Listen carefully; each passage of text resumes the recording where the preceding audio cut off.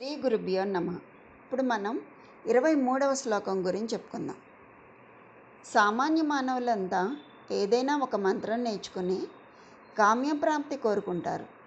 తేలుమంత్రం లాంటివి ఎన్నో అందుకే వెలుగులోకి వచ్చాయి.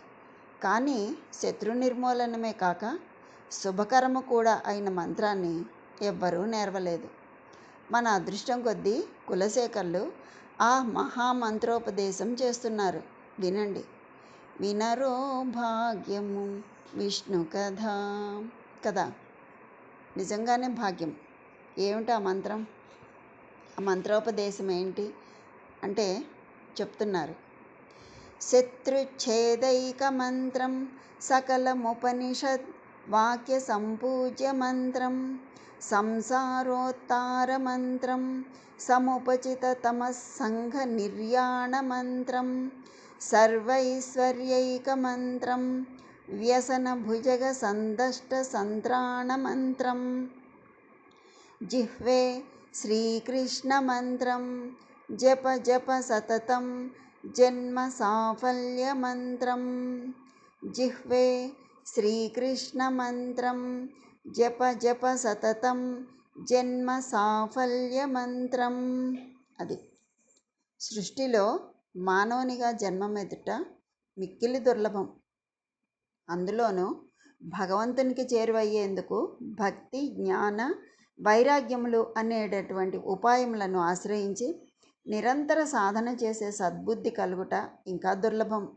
ఆ సాధన దశలో విషయములనడి విషముచే చెడిపోవువారే ఎక్కువ. వారి జన్మమును సఫలము చేయనట్టి అమోఘ మంత్రం శ్రీకృష్ణ మంత్రం. కలౌ సంకీర్త్య కేశవం. కలియుగంలో నామ సంకీర్తనము కంటే మించిన సులభోపాయం లేదు. ఇంకా ఏమంటున్నారు? జిహ్వే ఓ నాలుక శత్రుచ్ఛేదైక మంత్రం. శత్రువుల్ని ఛేదించటంలో ప్రధానమైన మంత్రమును సకలం ఉపనిషత్ అంటే సకలం పరిపూర్ణత కలిగిన దానిని ఉపనిషత్ వాక్య సంపూజ్య మంత్రం. ఉపనిషత్ వాక్య సంపూజ్య మంత్రం. ఉపనిషత్తులలోని వాక్యములచే పూజింపదగిన మంత్రమును సంసార ఉత్తార మంత్రం. సంసారోత్తార మంత్రం సంసారము నుండి తరింపచేయ మంత్రము సముపచిత. ఉపచిత అంటే రాశిగా ఏర్పడిన అంటే ఒకచోట చేరి గుట్టగా ఏర్పడిన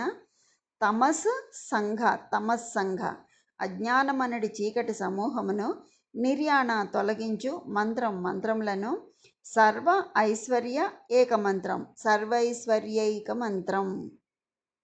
సర్వ విధములైన ఐశ్వర్యములను కలిగించు ప్రధాన మంత్రమును వ్యసన భుజగా ఆపదలు అనడి పాములచే సందష్ట కాటువేయబడిన వారిని సంత్రాణ రక్షించినట్టి మంత్రమును జన్మ సాఫల్య మంత్రం.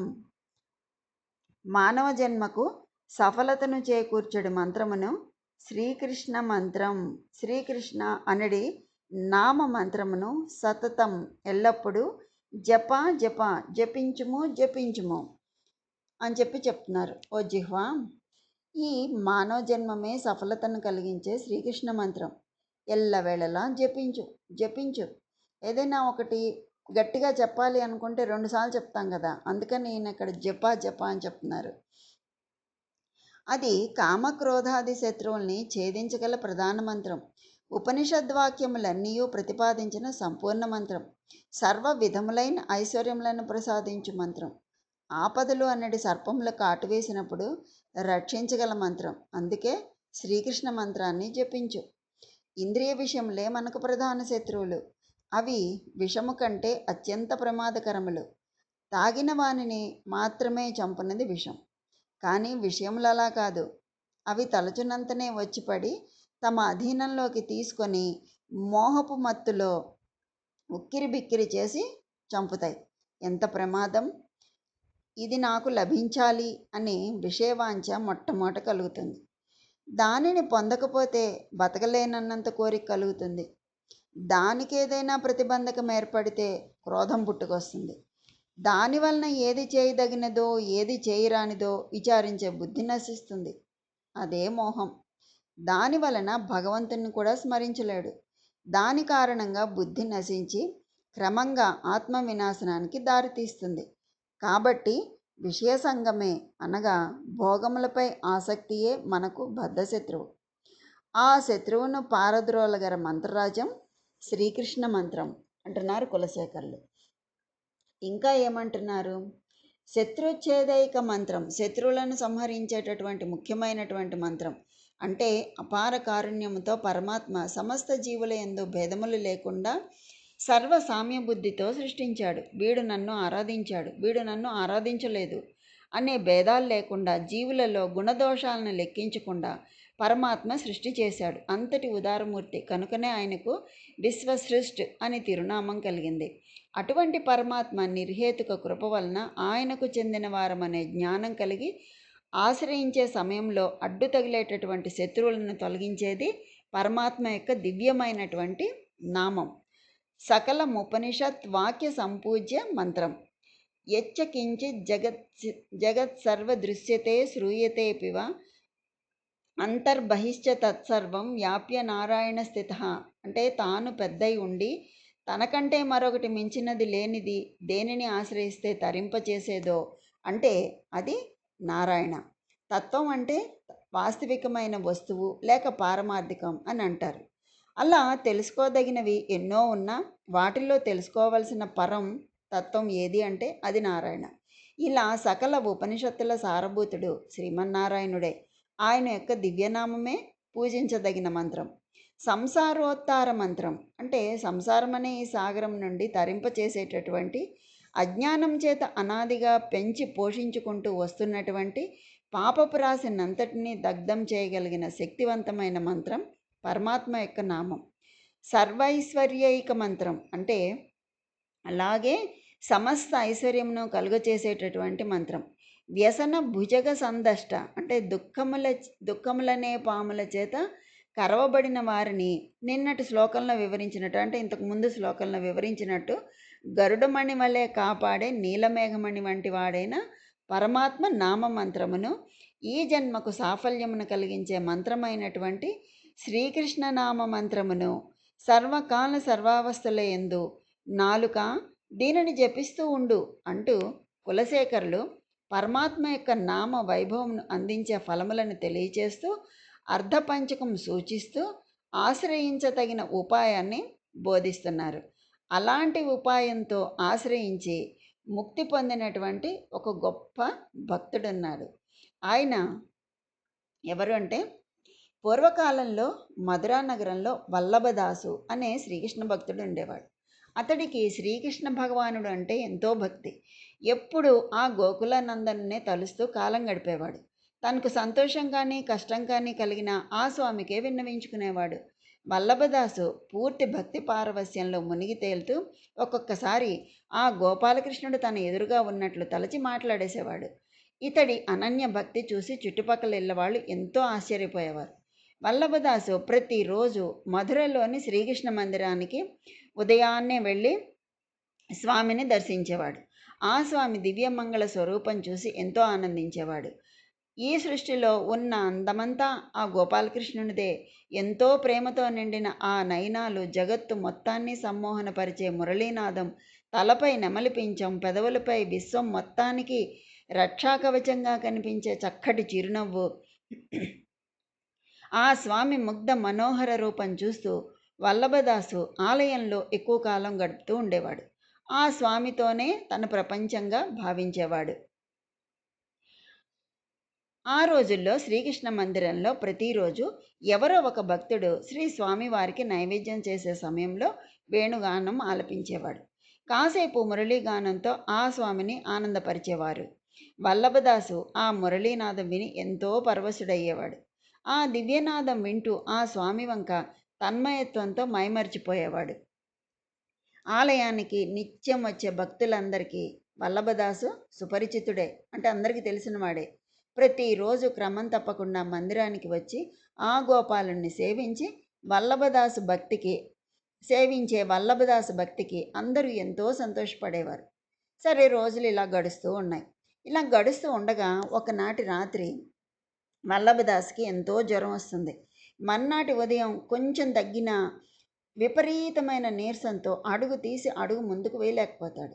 అయ్యో, ఇంత నీరసంగా ఉందే, ఈరోజు ఆ స్వామిని దర్శించలేనా, మురళీనాదం వినలేనా అని బాధపడుతూ మంచం మీదే పడుకున్నాడు.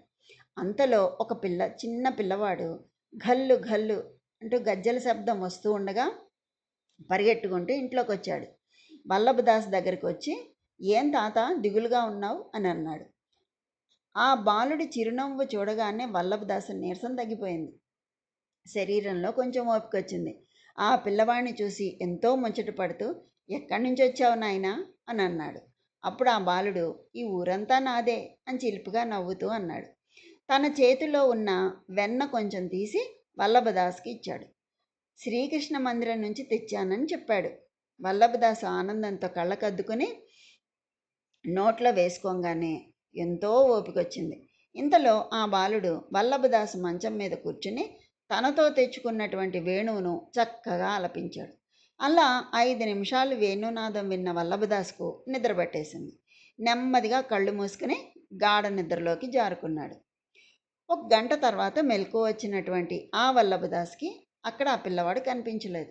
ఇంతలో వారింటి పక్కనే ఉండేటటువంటి కేశోబాయి వల్లభదాసి ఇంటికి వచ్చి, ఏమి స్వామి, ఈరోజు ఆలయానికి రాలేదే అన్నాడు. వల్లభదాస్ అతడితో తనకు జ్వరం వచ్చిన సంగతి చెప్పాడు. ఇంతలో కేశోబాయి అతడి మంచం పక్కనే చిన్న చెక్క బల్లపై తళతళా మెరుస్తున్నటువంటి పిల్లను గ్రోవను చూశాడు. వెంటనే అతడు వల్లభదాస్తో ఇలా అన్నాడు, ఓ స్వామి, ఈ ఉదయం ఆలయానికి వెళ్ళినప్పుడు అక్కడ అందరూ ఎంతో ఆందోళనతో ఉన్నారు. స్వామివారి చేతిలోని దివ్య మురళి మాయమైపోయింది.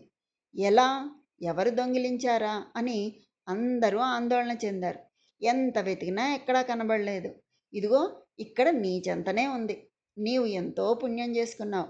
ఆ గోపాలుడే స్వయంగా మీ ఇంటికి వచ్చి వేణునాదం వినిపించాడు అని అన్నాడు.